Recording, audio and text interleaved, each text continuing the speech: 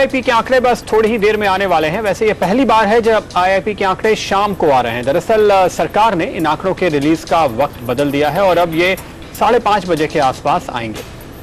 CNBC आवास के अनुमान के मुताबिक मई में इंडस्ट्रियल प्रोडक्शन 3 महीने में सबसे धीमा रह सकता है। मई में इंडस्ट्रियल आउटपुट सिर्फ 1.5% बढ़ने का अनुमान है, यानी इकोनॉमी में किसी तरह के रिवाइवल के कोई संकेत साफ तौर पर दिखाई नहीं दे रहे हैं। आईआईपी के आंकड़ों पर हम चर्चा करेंगे। हमारे साथ एसपीआई के chief economic adviser Soumyakanti Ghosh, L&T Infra Finance के सीईओ सुनीत माहेश्वरी और ब्लू एशियन कैपिटल के सीईओ निपुण मेहता इस समय मौजूद हैं। स्वागत है आप सभी का। घोष साहब, आपकी राय हम यहाँ पे लेना चाहेंगे कि जिस तरह की कमजोरी सारे आंकड़ों में देखने को मिल रही है, आपको लगता है कि अब एक केस बहुत साफ तौर पे बन चुका है इस महीने के आखिर में एक रेट कट या सीआरआर कट के लिए?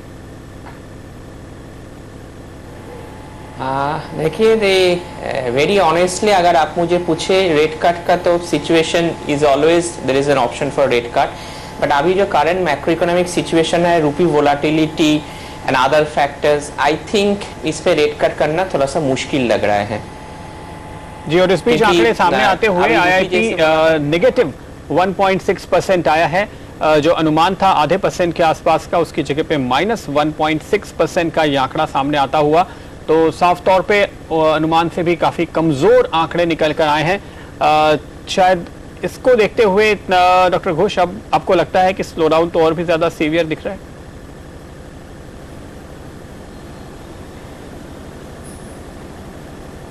मुझे तो एक्सपेक्टेशंस था कि ग्रोथ रेट थोड़ा सा मार्जिनली पॉजिटिव होगा, but I think now -1.6% is basically मतलब कि जीडीपी का जो ओवरऑल प्रोजेक्शंस है फॉर द होल ईयर, अगर मैं टू प्रीमैच्योर टू से, बट उसमें भी थोड़ा सा रिवीजन आ सकते हैं। एंड बाकी जो आपको नंबर्स अगर आप देखें, जो ट्रेंड्स अगर देखें, लास्ट टाइम कंज्यूमर ड्यूरेबल्स का ग्रोथ कंप्लीटली कोलैप्स हो गया था for the last 5 months, and I think this time also that should be the trend. क्योंकि एंड मुझे ये नहीं लगता कि अगले 2-3 महीने भी आईआईपी पे ग्रोथ पे कुछ ज्यादा रिबाउंड होगा, क्योंकि इस पे बेस इफेक्ट भी काफी है। अगर सब ठीक ठाक चले and if we are fortunate, we may see some amount of revival only after a couple of months, so that may not be before सितंबर। तो आप कह रहे हैं कि सितंबर के पहले किसी तरह के सुधार की कोई उम्मीद यहाँ पर नहीं करनी चाहिए। और जो आंकड़े आ रहे हैं उसके मुताबिक मैन्युफैक्चरिंग सेगमेंट की जो ग्रोथ है वो -2% आई है 2.8% के मुकाबले में। तो मैन्युफैक्चरिंग में जो लगातार हम दबाव देख रहे हैं वो यहाँ पर और भी साफ तौर पे बढ़ता हुआ, और जिसके चलते हमने यहाँ पर एक नेगेटिव आंकड़ा देखा है फिलहाल आईआईपी का 1.6% का आता हुआ। ये कुछ एक डिटेल्स अभी तक हमारे सामने आ पाए हैं, और ज़्यादा इसके ब्रेकअप का और डिटेल्ड आंकड़ों का हमें फिलहाल इंतज़ार है। लेकिन आईआईपी के ये नंबर्स साफ तौर पे अगले हफ्ते के लिए निपुण, क्या लगता है बाजार को क्या मैसेज दे रहे हैं? प्रदीप, एक नेगेटिव नंबर आना इन इटसेल्फ एक बाजार के लिए, ओवरऑल मार्केट सेंटिमेंट के लिए एक जरूर नेगेटिव है, एक झटका जरूर है। Overall expectation after what we saw in March and April was that शायद कुछ भले ही बहुत ज़्यादा नहीं, लेकिन कुछ हद तक पॉजिटिव आईआईपी ग्रोथ आएगा। लेकिन नेगेटिव ग्रोथ आने से क्लियर इंडिकेशन है कि अब तक probably bottoming out of economy नहीं हुआ है। जब तक हमने क्लियरली पिछले in the entire first quarter of 2013-14 हमने कोई चेंज इन इन्वेस्टमेंट साइकिल नहीं देखा है, any specific reduction in interest rates नहीं देखे हैं। तो इसमें एक कोई serious growth, whether it was manufacturing growth और सर्विसेज ग्रोथ, एक कोई सीरियस टर्न अराउंड होने की संभावना नहीं थी या एक्सपेक्टेशन नहीं था। लेकिन नेगेटिव आना जरूर एक नेगेटिव और क्लियर इंडिकेशंस दे रहा है कि अब भी शायद बॉटमिंग आउट ऑफ इकोनॉमी नहीं हुआ हो, जिसकी वजह से clearly there should be eyes either on interest rates and और the fact that rupee volatility है, उसकी वजह से आरबीआई क्या करता है बहुत एक अहम मुद्दा हो जाएगा अगले 15 दिनों में। तो आपको लगता है कि इस हफ्ते जिस तरह से बाजार ने एक रिकवरी दिखाई है, इन नंबर्स को देखकर क्या बाजार को फिक्र होगी? क्या आप बिकवाली आते हुए देखते हैं? कुछ हद तक जरूर देखते हैं प्रदीप। इसमें हमने जो भी देखा क्लियरली मार्केट्स में जो राइज देखा था to whatever extent it was very restricted to very few stocks. Clearly Infosys, TCS, Reliance और few of the FMCG stocks इसी की वजह से हमने राइज देखा था. ओवरऑल मार्केट राइज हमने ब्रॉड बेस पे नहीं देखा हुआ. एडवांस डिक्लाइन रेशियो क्लियरली एक seriously negative virtually throughout the week रहा था. On certain days it was positive. लेकिन क्लियरली एक ऐसा झटका लगने से डेफिनेटली मार्केट में एक प्रॉफिट बुकिंग, एक करेक्शन जरूर आता है. we've seen some degree of FI flows in the last 2 or 3 days, लेकिन that again could be a question mark. एक FI flows sustain होने के लिए क्लियरली एक विजिबिलिटी होनी चाहिए ग्रोथ की या कॉर्पोरेट अर्निंग्स की. ये अभी क्लियरली नहीं दिख रही है. I think corporate earnings just शुरू हुए हैं, 2 या 3 कंपनीज के आए हैं, लेकिन expectations on that again for the June quarter are not very positive. So clearly I think जो इंडिकेशंस मिल रहे हैं that could indicate towards some bit of volatility, profit booking again happening in the markets over the next few trading sessions. Consumer durables में 10.5% की negative growth देखने को मिली है. Doctor Ghosh, आप जिस तरफ इशारा कर रहे थे, आपकी उम्मीद के मुताबिक ही है ये आंकड़ा या उससे भी बुरा है? देखिए, आई थिंक ये तो number is very bad and काफी इसमें कुछ you can explain because of the high base last year में I think growth rate was around 9.7%. But and June में भी अगर आप अगले मंथ में भी देखें, उसमें भी consumer durables last year growth rate was very high. तो मैंने ये बात ही बोलना चाहता हूँ बार बार कि अगर कुछ भी नहीं हो रहा है, even if we just only take the base effect into consideration, consumer durables का स्लो डाउन अभी कंटिन्यू रहेंगे and next month will also may not be also an exception given the high base. And ये बात पे last time भी बोला था कि कंज्यूमर जो सेगमेंट्स है उसमें demand has completely collapse. For the last 5 month the consumer durable sector has not been growing and that's is one of the, उस पे एक पॉजिटिव फैक्ट भी है, नेगेटिव है. नेगेटिव ये है कि आपका जीडीपी ग्रोथ में it will be impacted, but the positive thing is that because of that weak consumer sentiments and weak demand, जो रूपी डेप्रिसिएशन जो हो रहा है उसके लिए इन्फ्लेशन की, इंपोर्टेड इन्फ्लेशन के ऊपर उतने ज्यादा इंपैक्ट नहीं हो रहा है. So that is the only saving grace over here from the disappointing consumer durable growth numbers. Okay, लेते हैं यहाँ पर एक छोटा सा ब्रेक. सुनीत माहेश्वरी साहब को भी इस चर्चा में शामिल करेंगे. लौटेंगे एक छोटे से ब्रेक के बाद.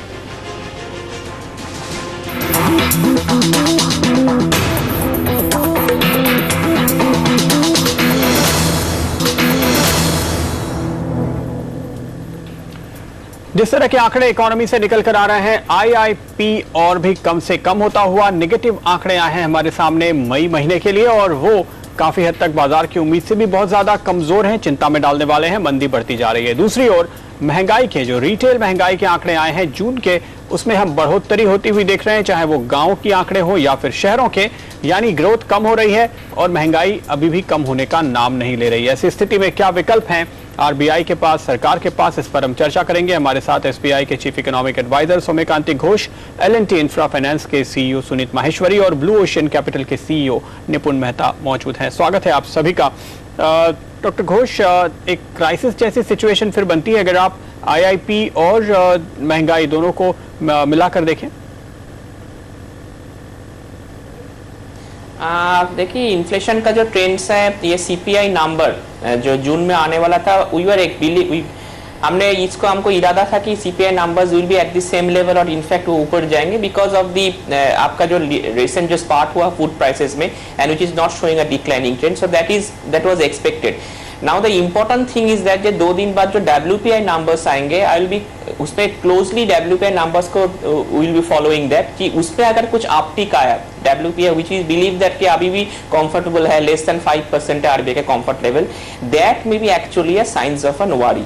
बिकॉज उस तब क्या हो रहा है, आपका growth is not happening, inflation is also showing signs of an uptick. So that then could show some signs of definite worry on the growth front.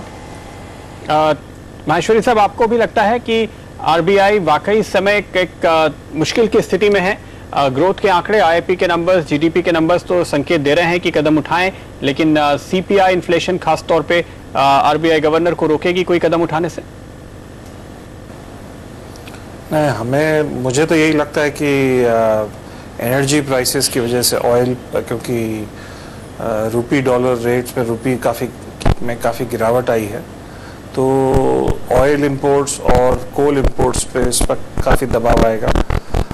जो कंपनियां हैं उनके ऊपर काफ़ी प्रेशर रहेगा और प्राइसेस बढ़ाने होंगे। तो इन्फ्लेशनरी प्रेशर तो एक्सचेंज रेट फ्लक्चुएशन की वजह से और बढ़ रहा है।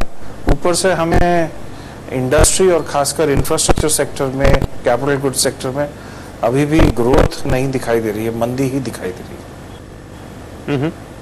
तो ऐसी स्थिति में जाहिर है कि काफ़ी मुश्किल फिलहाल है इकोनॉमी के सामने, और उम्मीद ये की जाती है कि कुछ भी कदम और बहुत जल्दी से तेज़ी के साथ उठाए जाएं। सरकार ने काफ़ी कोशिशें की हैं दरअसल, अगर हम देखें तो पिछले अब तकरीबन साल भर से हम कह सकते हैं काफ़ी कदम उठाने के बावजूद भी जो इम्पैक्ट जिस तरह का जितना गहरा आना चाहिए था उतना अभी तक आता हुआ दिखाई नहीं दे रहा है। निपुण, ऐसे में बाजार क्या उम्मीद लेकर चल रहे हैं फिलहाल? ये जो एक मैक्रो इकोनॉमिक सिचुएशन अब भी बहुत कंट्रोल में आती हुई नहीं नजर आ रही, उसके बावजूद भी बाजार टिकने की कोशिश कर रहा है, लगातार ऊपर जाने की कोशिश कर रहा है। तो कुछ ऐसी सिल्वर लाइनिंग है जो शायद बाजार के एक्सपर्ट्स को पता है? देखिए प्रदीप, ये जो भी मार्केट में रनअप हमने देखा वो क्लियरली यूएस फेड के जो भी अनाउंसमेंट हो ये ड्यूरिंग दिस वीक हुआ कि शायद जो भी क्वांटिटेटिव ईजिंग है वो शायद ख़त्म नहीं करेंगे और कुछ हद तक ये जारी रहेगा। इसकी वजह से ही हमने क्लियरली एफआई फ्लोज कुछ हद तक देखे हैं। अदर देन दैट, अगर डोमेस्टिक फैक्टर्स क्लियरली देखें तो ये ग्लोबल फैक्टर्स की वजह से हमने कुछ फ्लोज देखे, बट डोमेस्टिक फैक्टर्स देखें तो क्लियरली एक ग्रोथ में कोई विजिबिलिटी नहीं है, इंटरेस्ट रेट्स कटौती में कोई विजिबिलिटी नहीं है, इन्वेस्टमेंट साइकिल में कोई विजिबिलिटी नहीं है टर्न अराउंड होने की। कॉर्पोरेट अर्निंग्स देखें तो मार्च क्वार्टर के बहुत अच्छे नहीं आए थे, हमने देखे मिक्स्ड बैग था। जून क्वार्टर में कोई मेजर एक्सपेक्टेशन नहीं है। पॉसिबिलिटी यही है, जनरली फर्स्ट क्वार्टर में बहुत अच्छे रिजल्ट्स नहीं होते हैं, तो पॉसिबिलिटी यही है कि हम बहुत अच्छे रिजल्ट्स अक्रॉस द स्पेक्ट्रम नहीं देखेंगे। कुछ एक्सेप्शंस हो जाएं, जैसे हमने इन्फोसिस देखा या फिर इंडसइंड बैंक, दो रिजल्ट्स जो खास आए हैं उनमें देखा, वो वैसे एक्सेप्शंस हो सकते हैं in banking sector, in IT sector, may be in FMCG, but overall broadly देखें तो there will be several sectors correspondingly. Two wheelers देखें, फोर व्हीलर्स देखें, सीमेंट देखें, there will be a string of real estate देखें, infrastructure देखें, capital goods देखें, there will be a string of those where you will find profits or profitability wanting or growth wanting. Clearly corporate earnings पे भी बहुत ज़्यादा expectation नहीं है. So I think overall scenario बहुत positive, at least domestic scenario नहीं positive दिख रहा है, despite all the reforms that have been announced. Actual execution कहीं पे नहीं दिख रहा है, which is ensuring that there is limited growth that happens on the top line.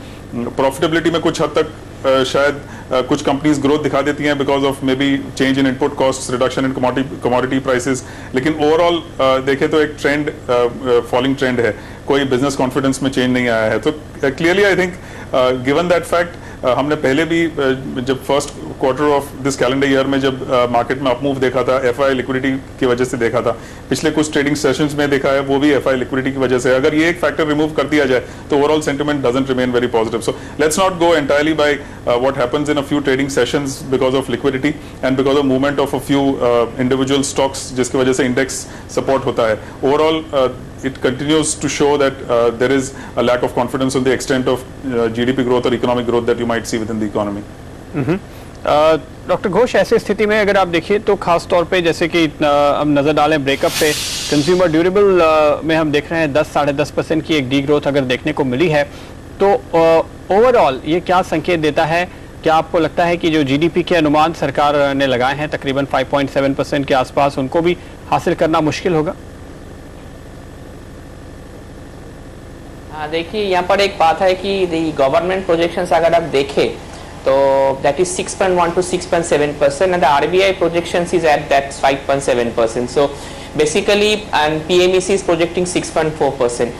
So अभी the looking at the IIP trends and अगर मैं इसको assume भी if करे it's an aberration, I think this year to get it to a 6% growth rate will be a challenging task. तो 6% growth अगर हो जाए तो is very good, that means we will stage a remarkable recovery. But अभी the trends which are coming out, inflation जो आपको फिर CPI has increased and which was expected because of the surge in food prices, and the only number which is now I want to see is the WPI numbers. If there is any uptick, which I have said earlier, अगर उसमें भी कोई uptick है उसका मतलब we are moving towards a situation of high inflation and low growth. so which is actually a disturbing signal for the economy, and I believe that इसी situation में to get to a maybe a 6% growth rate could be actually a credible achievement if that materializes.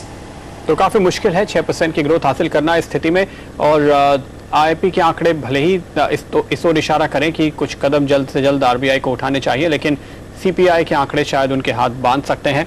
ऐसी स्थिति में क्या विकल्प होंगे और बाजार में आपकी स्ट्रेटजी क्या होनी चाहिए, इस पर चर्चा आगे बढ़ेगी, लेकिन एक ब्रेक के बाद।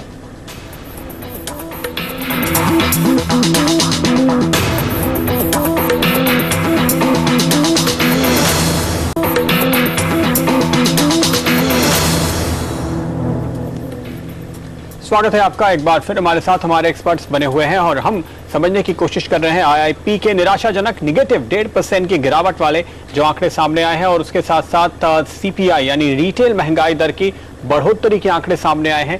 उसका क्या मतलब होगा आगे बाजार के लिए, इकोनॉमी के लिए। माहेश्वरी साहब, ये जो दोनों आंकड़े हम अगर मिलाकर देखते हैं तो अब इंडस्ट्री को काफी हद तक जिस तरह की मदद की, सपोर्ट की उम्मीद थी ब्याज दरों के नीचे जाने से, वो नहीं मिलेगी। ऐसी स्थिति में जैसे कि डॉक्टर घोष बता रहे थे कि शायद आप ग्रोथ रेट दरअसल नीचे की ओर रिवाइज होते हुए देखें, आपको भी लगता है? जी हाँ, मुझे क्योंकि रेट कम होने के आसार कम दिखते हैं और इन्फ्लेशन है बिकॉज ऑफ एनर्जी प्राइसेस ज़्यादा होने की वजह से, तो मुझे नहीं लगता कि इंडस्ट्री के लिए तो सिचुएशन ख़राब ही होगी, खासकर energy intensive industries. For example power generation के लिए काफ़ी दिक्कत होगी, उनका कलेक्शन एसईबीज वगैरह से अभी भी डिलेड है, और ये जब कोल प्राइसेस इंक्रीज़ हो रहे हैं या डॉलर की वजह से जो उनके इंपोर्ट के बिल बढ़ रहा है, उसको उनको पास ऑन करने के लिए और भी तकलीफ़ होगी। तो मुझे तो अग्रिम ही लगता है। दूसरा है कि जब इंटरेस्ट रेट कम नहीं होंगे और इम्पोर्टेड इक्विपमेंट वगैरह के रेट्स बढ़ जाते हैं, तो लोग अपना कैपिटल इन्वेस्टमेंट प्लान्स जो है जनरली थोड़ा स्लो कर देते हैं या डेफर कर देंगे। तो that also is not a good sign because it basically means कि projects will get delayed. So all in all मुझे तो ये कॉर्पोरेट सेक्टर के लिए बहुत अच्छी खबर नहीं लगती और अच्छा टाइम नहीं लग रहा है। डॉक्टर घोष, जिस तरह से हमने देखा है कि WPI जो है होलसेल प्राइस इन्फ्लेशन, वो तो 5% के नीचे आ गया है, लेकिन रिटेल इन्फ्लेशन वही अगर आप देखें तो शहरों में जो है वो फिर से 10% के ऊपर चली गई है। ये जो फर्क है इन दोनों में, इसकी क्या वजह है? केवल इंपोर्टेड पेट्रोल डीजल के प्राइसेस हैं, इतना ही मानना चाहिए कि इसकी और भी कोई वजह? देखिए, आई थिंक इसमें प्राइमरी रीजन है कि सीपीआई WPI का divergence it was expected because CPI में जो फूड का जो वेटेज है that is close to 50% and food prices have been at elevated levels, and ये हमको ऑलवेज रिमेंबर कि वेजिटेबल का जो प्राइसेस था उनका सिग्निफिकेंट स्पार्ट आया month of June and July because of an early monsoon, and उसके लिए काफी क्रॉप डिस्ट्रॉय हो गया। So that is one of the primary reasons कि सीपीआई में इतना ज्यादा इंक्रीज हो गया, 9.8% if I believe it's the number for जून। तो ये so that's actually a disturbing trend, and जब तक food prices are not going to decline, the gap between CPI and WPI will continue to remain elevated. तो ये बात तो यहाँ पर clear, I want to make it very clear. And as far as the WPI number of concerned, I'm again repeating में it will depend entirely कि जून में अगर थोड़ा बहुत उसमें अपटिक आए, so that is actually going to be a bad signal for the overall inflationary trends going ahead. तो यहाँ पर क्या ये और आने वाले महीनों में बढ़ेगी, या आपको लगता है कि चूंकि होलसेल प्राइस इंडेक्स काबू में आया है तो रिटेल इंडेक्स भी 2-3 महीने के लैग से ही सही, देरी से ही सही, दरअसल घटेगा? देखिए, मैं आपको एक छोटा सा ये बात आपको आंसर करने के पहले एक छोटा सा मैं स्टैटिस्टिक्स आपको बताना चाहता हूँ। लास्ट टाइम जब हमने बोला था कि कोर सीपीआई अगर आप देखें, आप रूरल का भी कोर सीपीआई देखें, अगर टोटल कॉम्बाइंड का भी सीपीआई देखें, दैट इज लेस देन 7%। सो मुझे लगता है कि core CPI is around 6.5% for the rural areas and 7.3% for the combined CPI. तो कोर्स तो उसका मतलब कि अगर फूड प्राइसेस को आप निकाल दे, CPI is actually showing a declining trend, but right now what is happening is because of this increase in food prices, CPI is elevated level. Now आपका जो point आपने अभी पूछा कि future trends क्या होगा, future में basically जब रूपी ये आपका जो वोलेटिलिटी शुरू होने के पहले the trend was that inflation should be on a downward declining trend and सितंबर तक it should be going down, because सितंबर में अगर आप देखें लास्ट ईयर का डेटा उसमें काफी सिग्निफिकेंट बेस इफेक्ट भी है. But right now with after this rupee movements, this increase in food prices, मुझे लगता है कि जो डाउनवर्ड ट्रेंड जो था, जो रैपिडली डाउनवर्ड मूवमेंट था सितंबर तक, जो पहले जो आई थिंक पहले जो फोरकास्ट था जो रैपिड, अभी वो अरेस्ट हो जाएंगे. If inflation is likely may marginally increase from the current levels और it may not go down as rapidly as it was expected from the earlier data. So rupee depreciation significantly is going to have some impact, but कितना impact वो translated होगा that will depend on global जो commodity prices है, how long they stay stable, the first point. And the second thing is that, which is basically maybe I mean some sort of a saving grace, is that there is no demand left in the economy. तो अगर input cost भी आपको corporates को ज़्यादा हो गया, वो pass on करना it will be very difficult for them to pass on the increase in input cost. So the corporate margins will be hit going forward, and that may actually be one way of saying that the inflation numbers जो जितना खराब होना चाहिए था उतना खराब नहीं भी हो सकते हैं. ओके निपुण, ये जो सिनेरियो दिखाई दे रहा है फिलहाल, महंगाई का रुपए के ऊपर काफ़ी हद तक डिपेंडेंट है, जैसे कि डॉक्टर घोष यहाँ पे कह रहे हैं. अमेरिका में इस समय जो सिग्नल आया है कि अब वहाँ पे QE3 शायद थोड़ी लंबी चलेगी, थोड़ी राहत देने की कोशिश की है बेन बर्नांके ने, उसका असर आप क्या देखते हैं रुपए पे, और फिर जो उसका इम्पैक्ट महंगाई और मार्केट पे आ रहा है उसके ऊपर? देखिए, क्लियरली हमने ये अनाउंसमेंट का पिछले 2 दिनों में इम्पैक्ट देखा है, पॉजिटिव इम्पैक्ट है. FII फ्लोज कुछ हद तक टर्न अराउंड हुए हैं. जो हमने नेगेटिव फ्लोज करीब 4 हफ्तों से देखे थे उसमें एक टर्न अराउंड लग रहा है clearly. That is something that could continue for some time. But in the past also we've seen, जब हमने जनवरी अगर फर्स्ट क्वार्टर देखें, जैन टू मार्च देखें, तो FII फ्लोज काफ़ी हैवी थे. इनफैक्ट जैन टू अप्रैल तक 4 महीनों में FII फ्लोज काफ़ी हैवी थे, लेकिन फिर भी हमने रुपए पे कोई पॉजिटिव इम्पैक्ट नहीं देखा था. Probably it was to the extent of 1 or 2%, लेकिन हमने कोई मेजर इम्पैक्ट नहीं देखा था डिस्पाइट सिग्निफिकेंट FII फ्लोज. जो हमने रुपये में इरोजन अभी देखा है at the same time, close to about 10 to 11% erosion. If you correlate that again to the FII flows, relatively FII flows more or less similar हुए हैं, कुछ हद तक कम हुए हैं जो हमने फर्स्ट 4 months में देखे थे.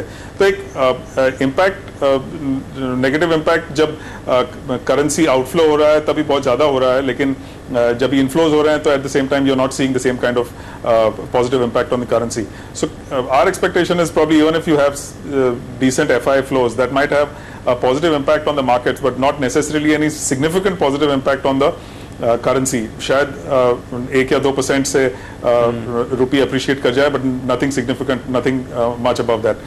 That obviously will have a serious impact as far as whether you look at deficits, whether you look at impact on possibility of any interest rate reduction, possibility on imports, all of that is something एक negative impact होगा, inflation पे impact होगा. So clearly जब तक ये हम control में currency stability नहीं देखते हैं तब तक there could be reason for RBI not to have any further cuts. जो हम end of the month पे जो announcement है, policy announcement, policy meeting है, उसमें शायद हम ना भी देखें उसकी वजह से. So yes, very clearly negative impact that we see continuing as far as the currency is concerned. तो ऐसी स्थिति में वाकई में RBI क्या करेगा और बाजार का क्या हाल होगा, ये जानने की कोशिश हम करेंगे, लेकिन एक छोटे से ब्रेक के बाद.